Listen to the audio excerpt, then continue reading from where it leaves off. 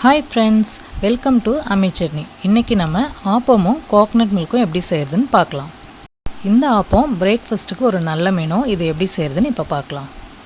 ஆப்பம் மாவு அரைக்கிறதுக்கு நான் ஒரு ஆழாக்கு இட்லி அரிசி எடுத்திருக்கேன். இது கூட ஒரு ஆழாக்கு பச்சரிசி, அரை ஆழாக்கு உருட்டு உளுந்து, 2 ஸ்பூன் வெந்தயம். இப்போ இதில் தண்ணி ஊற்றி ஒரு 3 மணி நேரம் ஊற வச்சு அரைச்சிக்கலாம். அரைச்ச மாவோட கன்சிஸ்டன்சி இது மாதிரி இருந்தால் நல்லாயிருக்கும். நீங்கள் அரைக்கும் போது கொஞ்சம் கொரகொரப்பாகவும் அதே டைமில் கொஞ்சம் தண்ணியாகவும் அரைச்சி எடுத்துக்கோங்க. அப்போ தான் நமக்கு ஆப்பம் நல்லா சாஃப்டாக கிடைக்கும்.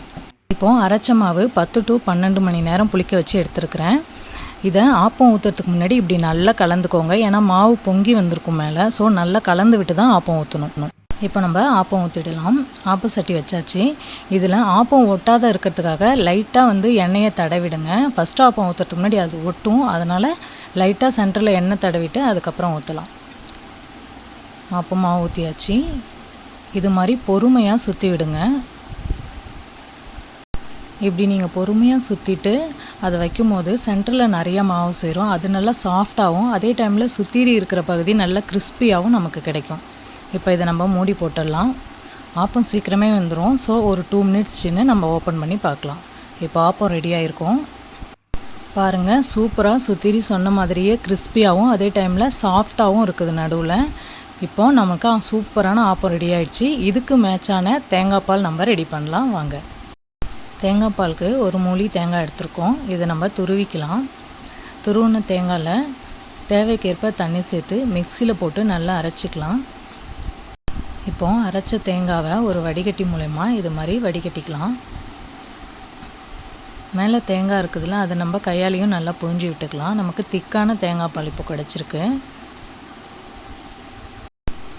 இப்போது தேங்காய் பாலில் கொஞ்சமாக சால்ட்டு டேஸ்ட்டுக்காக, நிறைய போட தேவையில்ல, கொஞ்சமாக போட்டுக்கோங்க. இப்போது தேவைக்கேற்ப சர்க்கரை சேர்த்துக்கலாம். இது கூடவே நான் 4 ஏலக்காய் தட்டி வச்சுருக்கேன், அதையும் சேர்த்துடலாம். இப்போ நமக்கு கமகமன் வாசத்தோட தேங்காய் பால் ரெடி ஆயிடுச்சு. அடுத்தது நம்ம இந்த ஆப்பத்துக்கு ரொம்பவே சூப்பராக மேட்ச் ஆகிற ஒரு சின்ன வெங்காய சாந்து தான் அரைக்க போகிறோம்.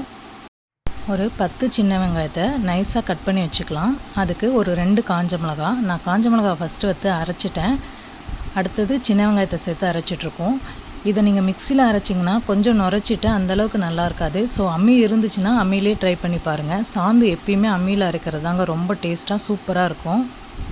இப்போது நமக்கு ஆப்பத்துக்கு ரொம்பவே சூப்பரான காரசாரமான சாந்து ரெடி ஆயிடுச்சு. தேங்காய் பாலும் ஆப்பமும் ரெடி ஆயிடுச்சு. வாங்க நம்ம சூடாக ஒரு ஆப்பம் போட்டு சாப்பிட்லாம். கிறிஸ்பியான சாஃப்டான ஆப்பம் ரெடி ஆயிடுச்சு. இது கூட நம்ம செஞ்சு வச்சுருக்கிற தேங்காய் பாலையும் சாந்தையும் வச்சு சர்வ் பண்ணலாம். பாருங்கள், பார்க்கவே ரொம்பவே சூப்பராக இருக்குது. கண்டிப்பாக இதை நீங்கள் வீட்டில் ட்ரை பண்ணி பாருங்கள். எல்லாருக்கும் ரொம்ப பிடிச்ச பிரேக்ஃபாஸ்ட்டாக நம்மளோட ஆப்பம் தேங்காய் பால் இருக்கும். இந்த ஆப்பத்துக்கு கடலைக்கறி டிஷ்ஷும் செய்யலாம். இந்த டிஷ் எப்படி செய்கிறது அப்படின்னு நான் இன்னொரு வீடியோவில் போஸ்ட் பண்ணியிருக்கேன். கண்டிப்பாக அதையும் பாருங்கள். பார்த்துட்டு அம்மி சட்னி சேனலை மறக்காமல் சப்ஸ்கிரைப் பண்ணுங்கள். தேங்க்யூ.